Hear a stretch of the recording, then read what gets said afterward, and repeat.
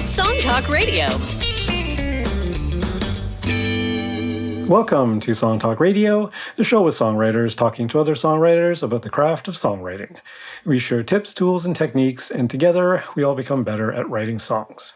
I'm your host, Neil Modi, and with me, my co-host, Phil Emery. How are you doing, Phil? I am doing pretty good, Neil. Happy to be here. Great to have you, Phil. And for everyone else, please send your comments and questions to @SongTalkRadio on Facebook or Instagram, or feedback@songtalk.ca for the email, and we'll share your thoughts on the show.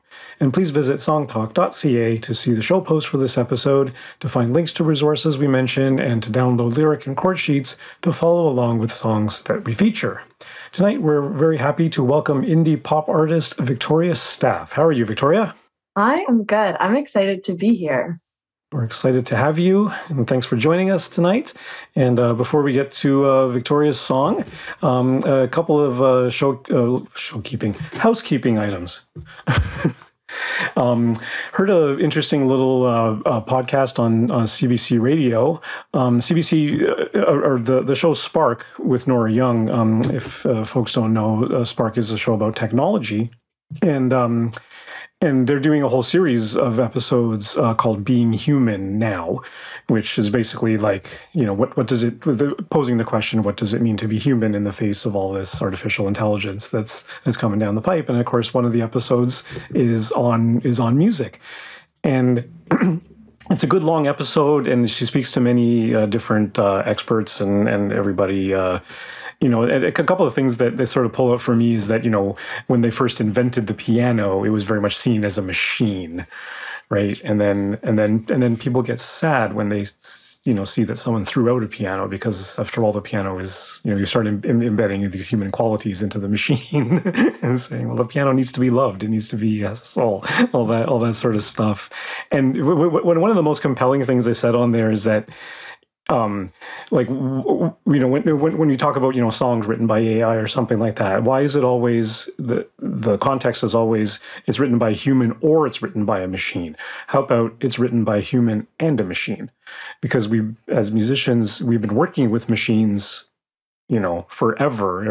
Instruments are essentially extensions of our bodies, and they, guitar is a machine, a piano is a machine. they're all machines to a certain extent. And the whole role of technology. They spend a good bit talking about, the emergence of hip hop, and how hip hop at its one of its core things is taking technology and twisting it in a way, like using turntables in a way that they were never supposed to be used, and twisting it on its head. And so there's always been this really interesting relationship between music and technology. So it's not necessarily the sky is falling. But it was an interesting little podcast. Definitely put a link to that in the show post, and you guys can take a listen. There's certainly always been technology, and I think we forget that at one point a book was a technology. There was a time when books didn't exist. Books in terms of of a bound square bunch of papers bound between a cover. That was new technology at some point. And, for every time there's a new technology, people always worry about how it's going to change things. And it does. I mean, the way books changed society is fascinating in itself. And I'm sure AI will change things as well. I just wish it would spend more time developing AI that would do the laundry. Yeah. Something really useful, Mm-hmm. I don't have trouble writing songs or writing poetry. I want someone to do laundry. I saw someone say recently, they keep creating AI that will do art and write poems, so I have time to do the laundry and cook my meals. But I think I'd rather have it flipped. I'd rather have someone cook my meals and do my laundry, so I can make art and poetry. Yeah, exactly. Yeah. What was the robot made on the Jetsons? Rosie, was that her name? I think so. I never actually watched the Jetsons. I remember watching it, but I was really little. I don't remember. I just remember there being a robot made. But bring on the robots. Just don't write us. Well, Neil, you do a lot of work with that artificial singer, and I must admit it's sounding better all the time. Yeah, and it's still continuing to blow my mind. I actually just finished my song for Chad Shank's songwriting challenge that we're sharing this weekend, and 3 other people in the group already posted their songs. They're using the same software. So we've all got the same female singer on our songs.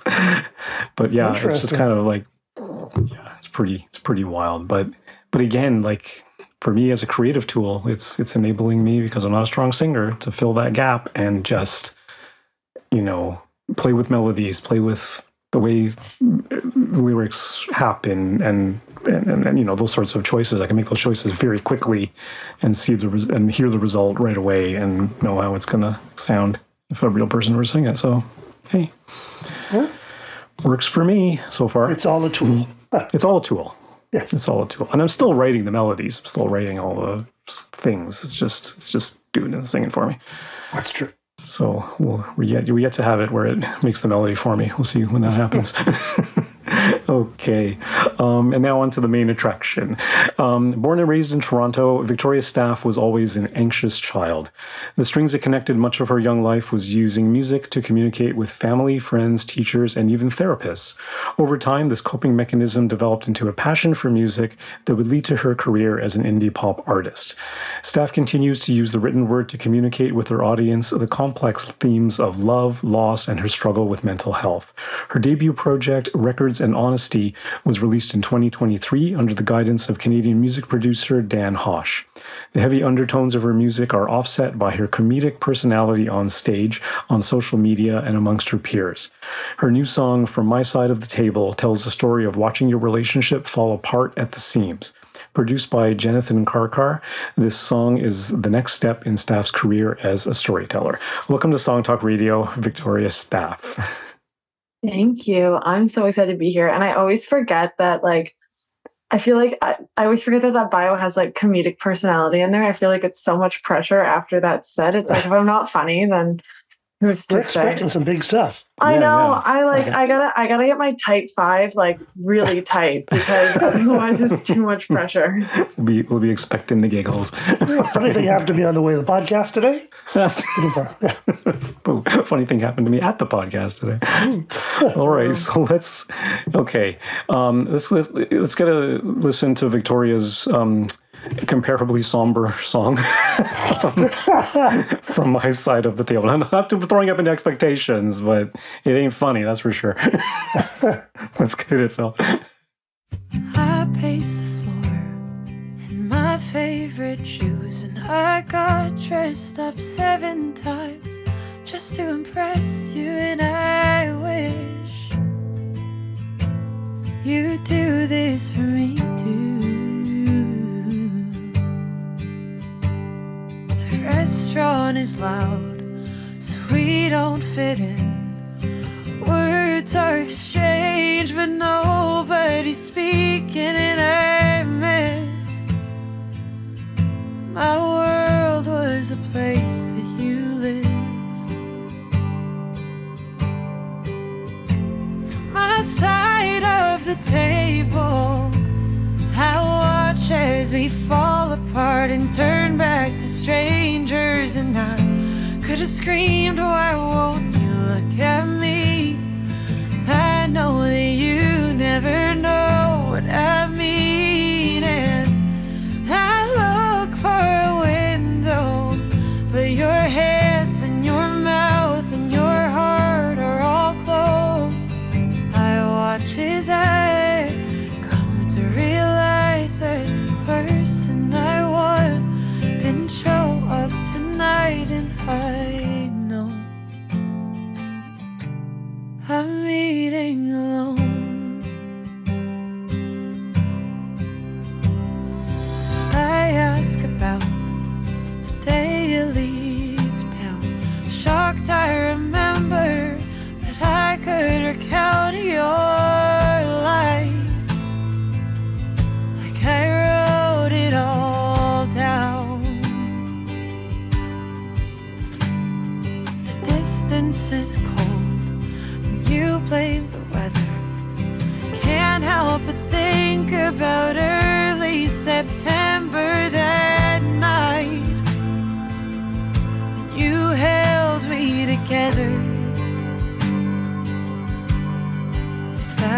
my bedroom floor. You said I can't want you more. We lay in a TV light and you made me laugh till I was alright.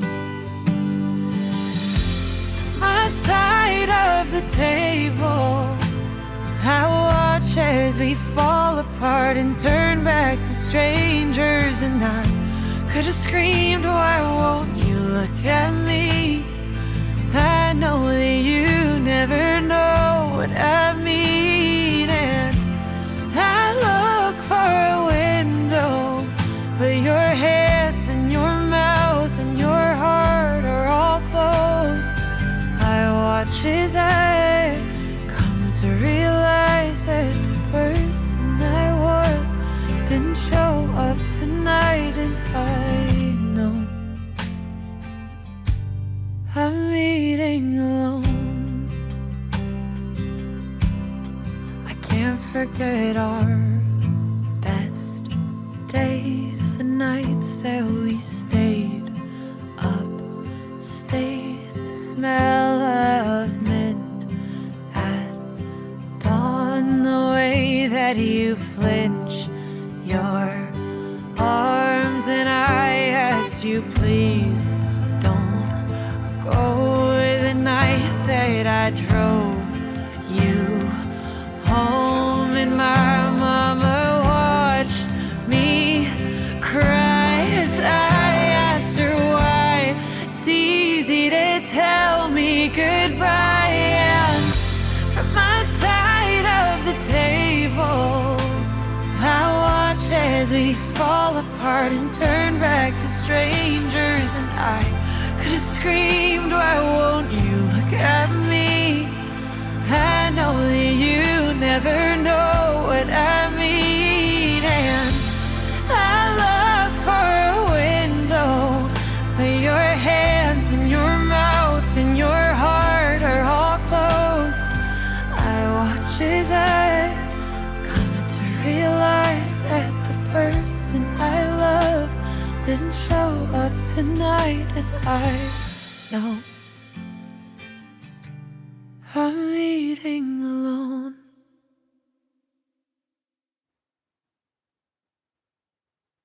Very Wow. nice. Haunting. Thanks. The ending is really haunting. I write Yeah. sad girl music for sad Yeah. girls. So, what was the process of writing this song? Do you write from titles, or do you write from personal experience? I am very much a personal experience kind of person when it comes to writing music. I'm really lucky. I always say like there are kind of two types of songs that I write. They're the ones that just like fall out of my brain onto paper. And then they're the ones that are like a true labor of love that get written and rewritten and tweaked, and they take like years to write. This was very much the first one. I got home from the dinner that this is about. And I was walking home and I was like stewing. I was stewing over the whole thing, and I got home and like the whole thing came together in like 30 minutes, maybe. Mm. Like it was there, and I finished it, and I've never like rewritten anything. I've never changed anything. This is just kind of like how it existed when I first created it. And I'm really lucky because that doesn't always happen.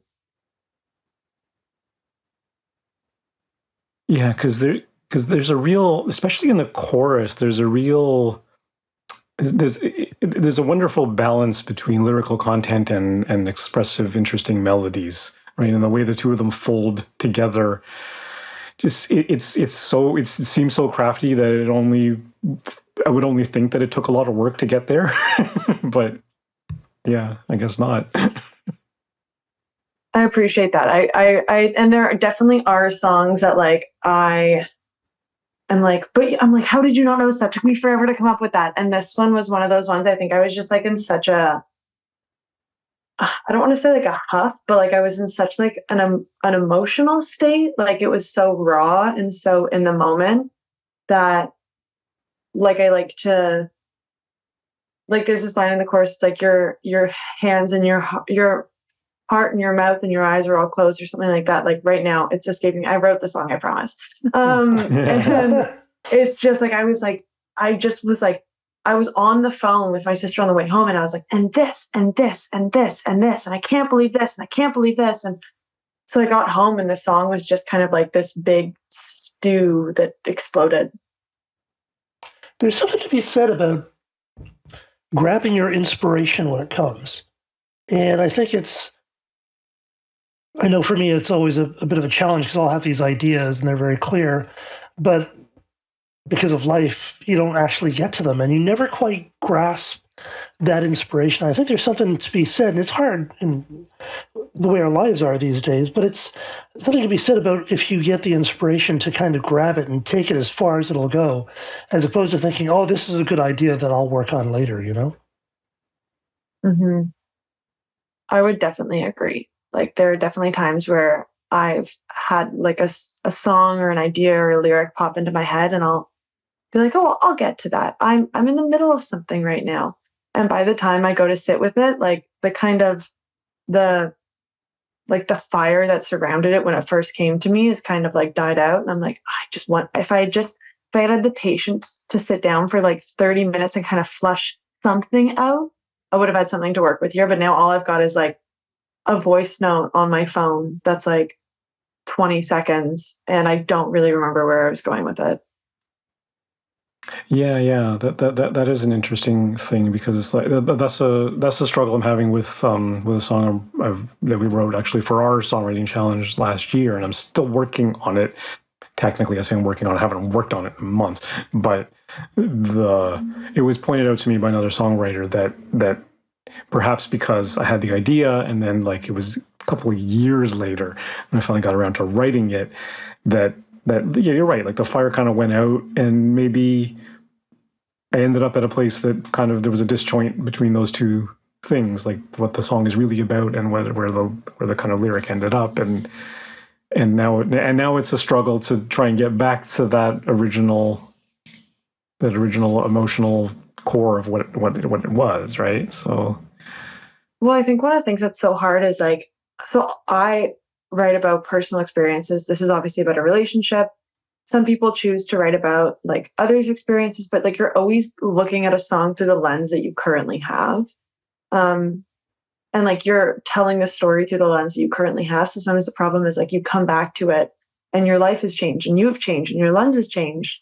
And you can't really sit yourself in the place that you were when you wrote the song. Like you can never be back in that moment. And I think that there are situations that like I've written a song about 5 years ago and I'll write a song now. And if I write a song in 5 years, like it will have a completely different perspective because I'm not 20 anymore. I'm not 15 anymore.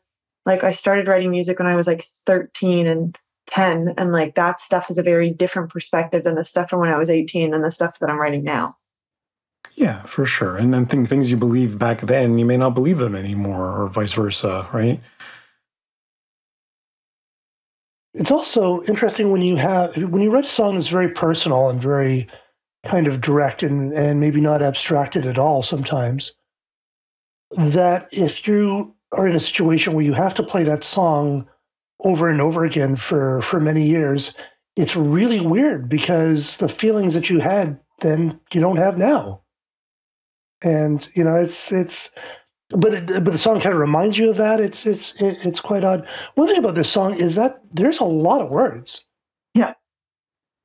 It's a 5-minute song, which not many people do anymore, which is nice, but it doesn't feel long.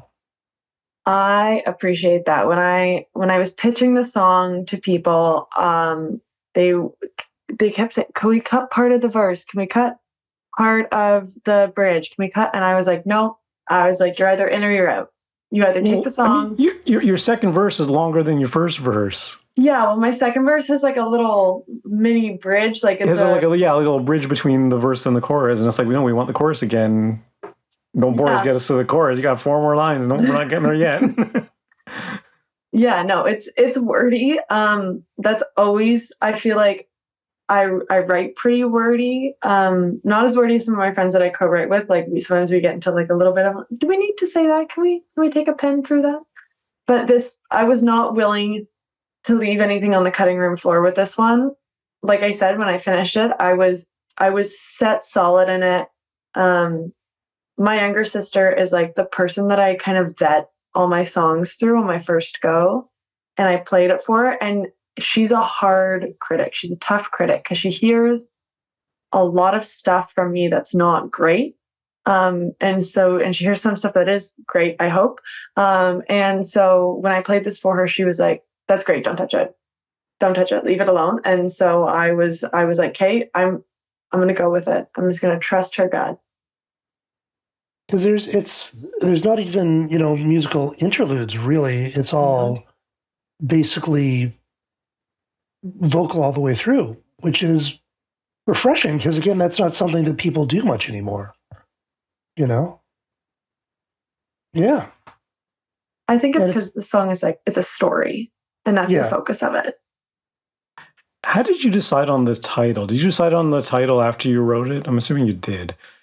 My titles always come last. Like I know some people write from titles. I've never been able to do that. Like I start with lyrics or ideas or melodies or title came last.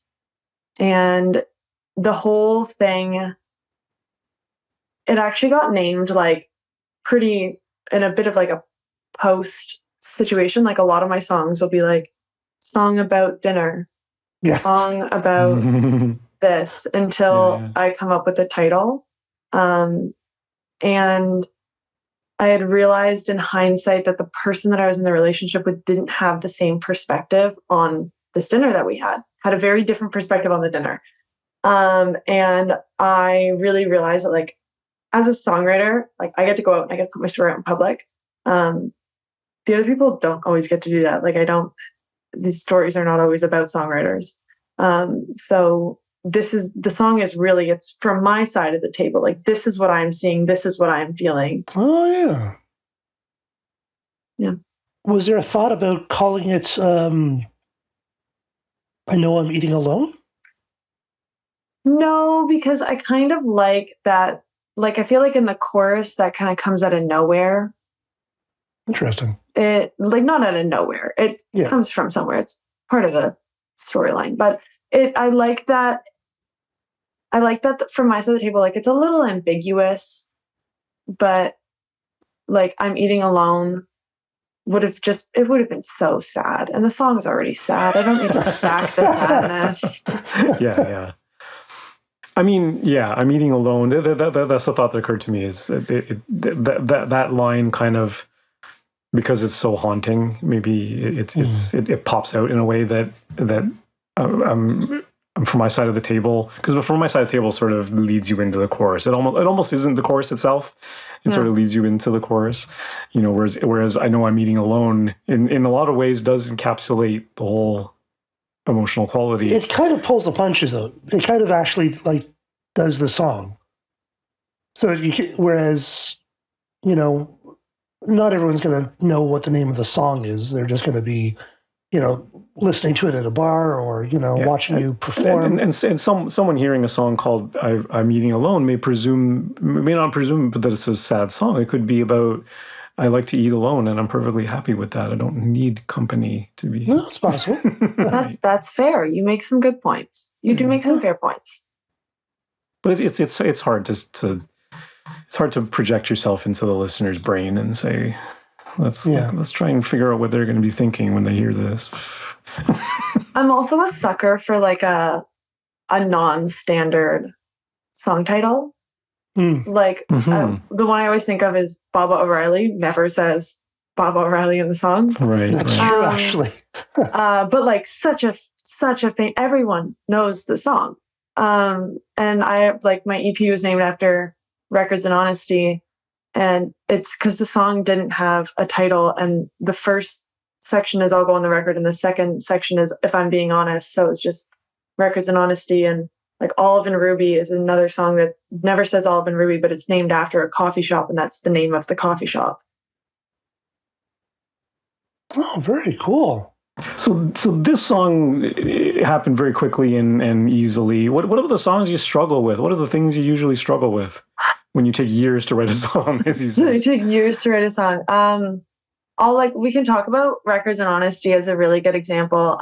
My EP was named after it. It's one of those songs that, like, when I was done it, I knew I was done, but it took me a long time to be finished. I had these verses that I was obsessed with, which was basically just like, I'll go on the record saying that I want you to stay. Like, I want you to be here, and I'm being honest with you, and I'm going on the record, and I'm doing all the things that I'm supposed to do. And I had this chorus that was just trash. Like, it was just pure garbage. And I knew the verses were something and the chorus was trash, but I'm glad that I got like a shape put in place. Um, and then I set it down and I kept trying to pick it up and trying to rework it. Um, every time it flopped, every single time it flopped. And then one day had this chorus and like, I was like, I wonder if I jigsaw these songs together, will I have a full song? And I do have a full song. And both the verses and the chorus were about the same situation. I had just like kind of, do you ever have something in your life that becomes like a bit of like a gold rush for songwriting? You're like, well, I'm going to get a couple out of this. So that's where I was. And I wasn't totally happy with any of the full songs. So I mashed them all together to create one song. So that's usually how that happens. It's like I'll have parts and I'll keep the parts and then I'll make a Frankenstein.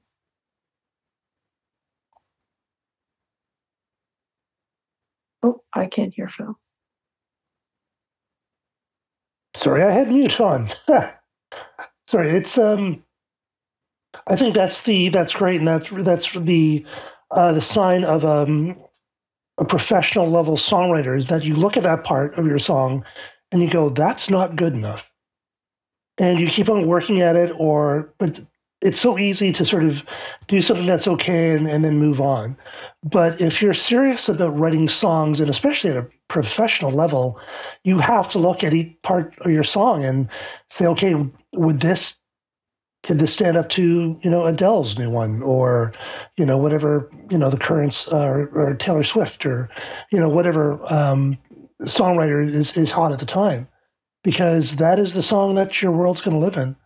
And I've said this before, but one of the things that made me conscious of this when I was quite young was hearing Elvis Costello saying that he has songs where that one line just wouldn't work. And he would look at that line and he'd work on it. And then a couple of months later, he'd bash at it some more and goes not. And sometimes it takes a lot of work to make things as good as it can be.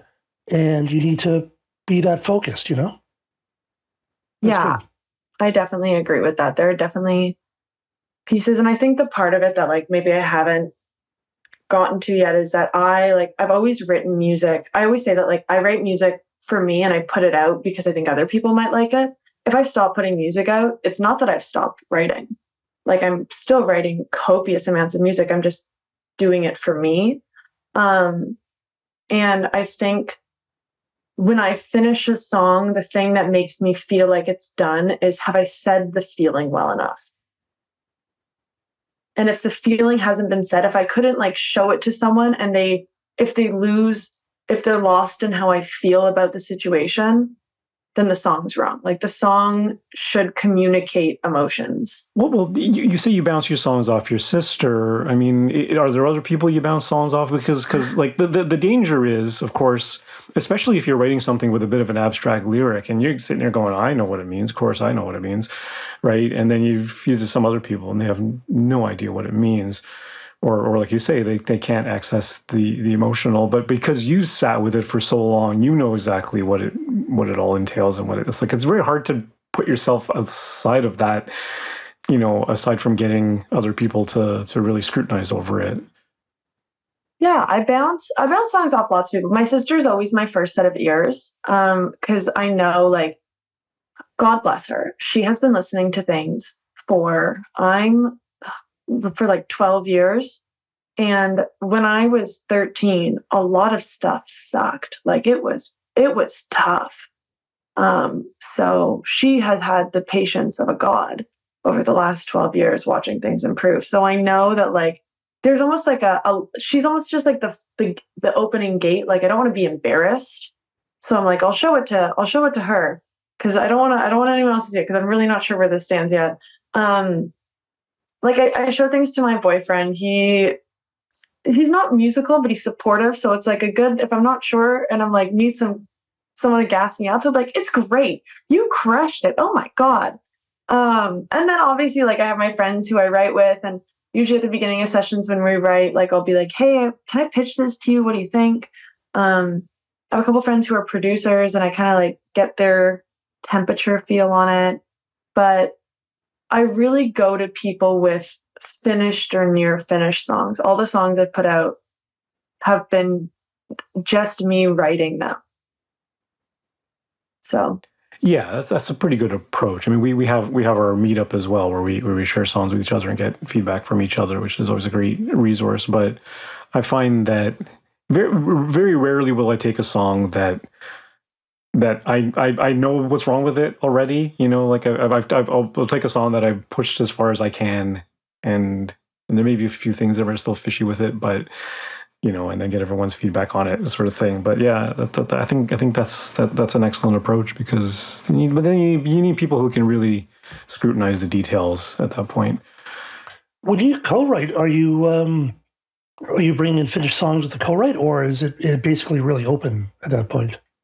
I kind of joke that like I co-write with my friends so I can actually see them. Like some of my friends in music, like we're all just so busy that we'll be like, oh, like let's get together to co-write. And it's more just an excuse to see them. A lot of times like we'll show up with it's more practice. Like I've never used any of the songs that I've co-written before, not because I didn't like them, but just because like they don't necessarily fit into my projects. They kind of feel like something else. But I'm kind of more bringing in, if I am going into a co-writing session, I feel like I'm mainly bringing in ideas that I've been mulling over, but just haven't really landed with me. And I have a friend who, like, I feel like it would fit with them. And I'm like, hey, I've got this idea. I don't think I'm necessarily going to be able to solo this one on my own. I've sat with it for a couple weeks. Maybe it's a little flat on me. Like, how do you feel about this? Yeah. That's a good approach. And also, I imagine because most of your work is so personal that having something that's not as personal, at least to you, will feel really strange. Although maybe to other people it wouldn't, but to you it won't feel as native, I suppose. Yeah, and that's the thing. Like, I really pride myself on having myself in my work. And when I'm putting these songs together, like it really feels like I'm like putting together pieces of me. So to release something that isn't, I mean, I could look back on this in 3 years and be like, oh, I was so silly. Of course, I'm going to put out songs that I write with other people. Don't be such a moron. Like, don't be so pretentious. But like right now where I am, I'm just kind of loving the storytelling aspect of music. And that's kind of where I'm at. Yeah. Yeah, that's amazing. I mean, you got to do you, right? So whatever I mean, like you said, like you could hold on to those songs, co-writes for a future project, and it's be very cool. Okie dokie. All right, I'm here in the band. I think that's all the time we have on the Song Talk Radio. How quickly it goes by. Special thanks to Victoria's staff. Where can our listeners find out more about you and hear some more tunes? I am at Victoria_staff on all your social platforms, and I'm Victoria Staff, STAFF, on all of your streaming platforms. Very cool. And we'll link to some of your stuff from our web post, episode post for this episode on songtalk.ca. And of course, we want to hear from you too. So please send us your comments on Facebook or Instagram to @songtalkradio, or send us an email, feedback@songtalk.ca. Also, be sure to check out our YouTube channel for live performance videos and full episodes, and subscribe today to the Song Talk Radio podcast on your favorite podcast provider. You can find links to all the products, books, and web services we mentioned on Song Talk Radio on our resources page on the website. And please join us at our next monthly Song Talk meetup. Whether you're in Toronto for our in-person meetups or anywhere in the world for our online meetups, it's free to join on meetup.com and free to attend the meetup, bring a song and a lyric sheet, and get constructive feedback from other songwriters. Stop by songtalk.ca for the link. You can follow me at neilmodi.com. You can follow Phil. PhilEmery.ca. And Victoria, what's your favorite social media channel? Right now I'm really liking Instagram, but I'm going to warn you, my Instagram's a little bit of chaos right now, so be prepared. All right. Chaos is not bad. And be sure to stop by the website songtalk.ca to browse past shows and find out how you can be a guest. Thanks for tuning in, and keep on writing.